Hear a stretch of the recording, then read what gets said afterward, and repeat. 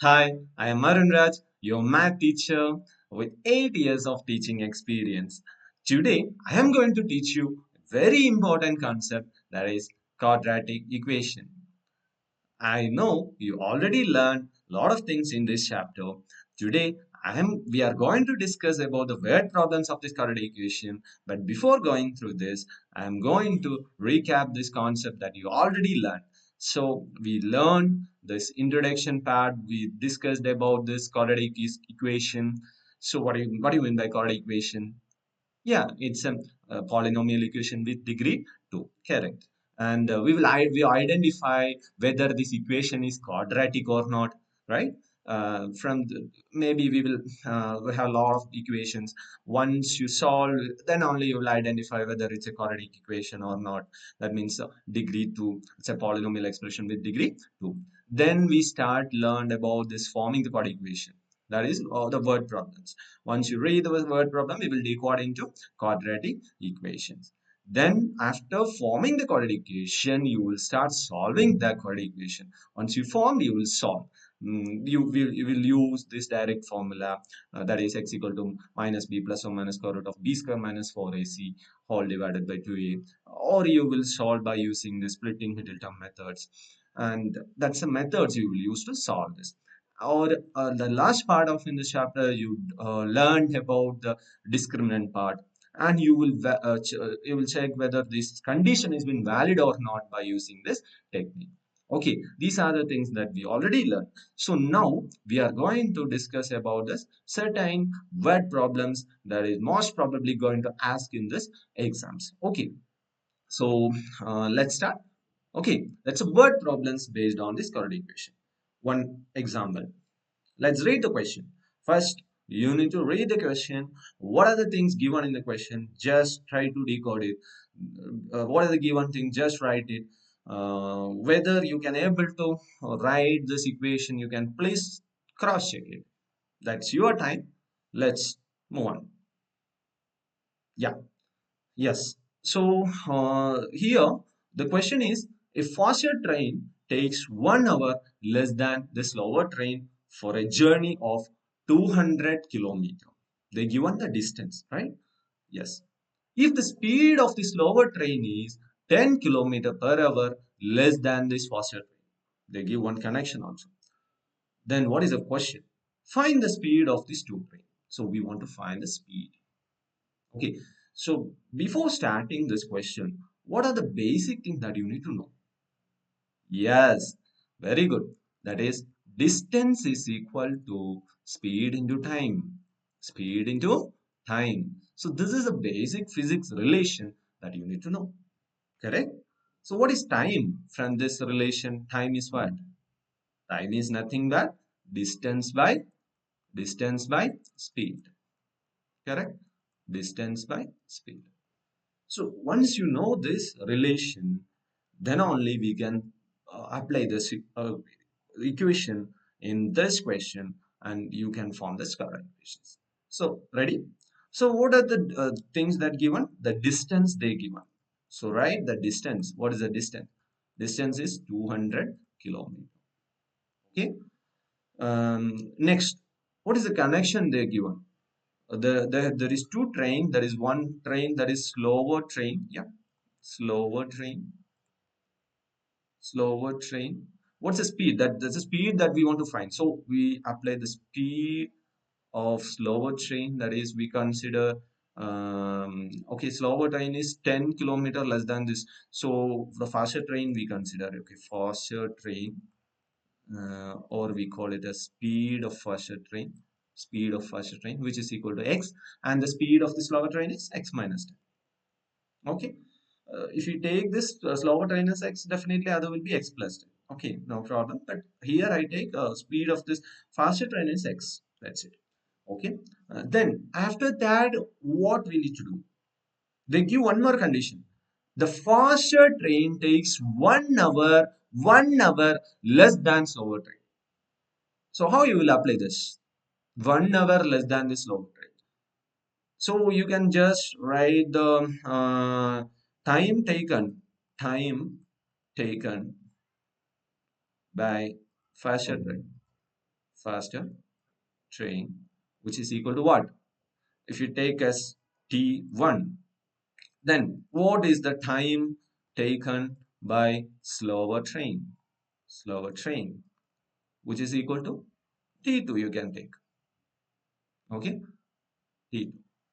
So what is the connection between t1 and t2? That's a given in this initial part or the first part of this question itself. There is 1 hour less. So very simple. There is t1. Oh, sorry, that slower train is t2, right? So t2 minus t1, which is equal to 1 hour. So which one is bigger? T2. Slower train takes too much time, so we consider it as that's the first value. That's why T2 minus T1. Okay, so T2 minus T1 is equal to 1 hour. So this is a very important connection, a very important equation you need to know. Very clear? Okay. Then we can move on to T2 and T1. What is time distance speed relation? Yeah, I already mentioned in this top of this question. Look at this. Time is equal to distance by speed. So you can apply this instead of in this time you can apply in terms of distance and speed. Okay, how you will apply? Distance is how much? Distance is 200. And what about the speed? Speed is one this slower train is x minus 10. It's actually the unit you need to write, that is better. So the unit is what? Unit is kilometer per hour. What is the unit? Kilometer per hour. Okay, time is actually in hours, and this distance actually they marked in kilometer. Okay, so 200 kilometer divided by how much? Its slower train is x minus 10. Next, what about this distance traveled by this fastest train? That is also 200. Distance is constant. Okay, only the thing is speed is going to vary. Okay, one is x, another one is x minus 10. And this difference is how much? 1. So this is an important relation we need to start, and after solving this equation, you will get the quadratic equation. What is that? 200 divided by x minus 10 minus 200 by x is equal to 1 hour.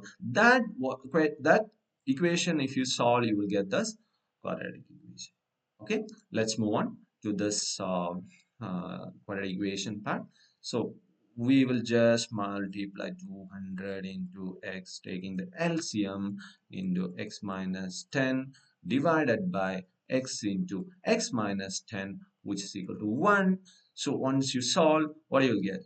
200 x minus 200 x minus into minus, it's become plus 2000, which is equal to x into x minus 10. Correct? So this is only 1. So 1 into x minus 10. So what you will get?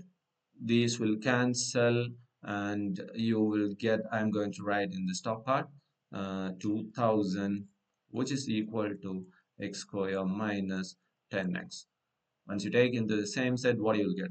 X square minus 10x minus 2000, which is equal to 0. Now you got this quadratic equation, right? Yes, this is the quadratic equation. So once you got the quadratic equation, you can solve either by this directly, you can use this quadratic formula, or you can use splitting. Okay, that you already learned. So I am just going to apply this splitting Middleton method. So in this question, 2000, the product of these two numbers is 2000, and the sum is minus 10. What are the numbers? Yeah, yes, correct. That is 20, 20, no. 40, yes, 40 into 50, that is 2000. Correct. So 40 into 50. So what you will write? But the answer is minus 10, that you need to get 40 minus 40 plus 50. No, it is minus 50 plus 40. So minus 50x plus 40x minus 2000, which is equal to 0. So now you can take this x as common, then x minus 50 will come. Here, what you need to take out, then you will get x minus 50. You need to take a positive 40, so then it will be x minus 50.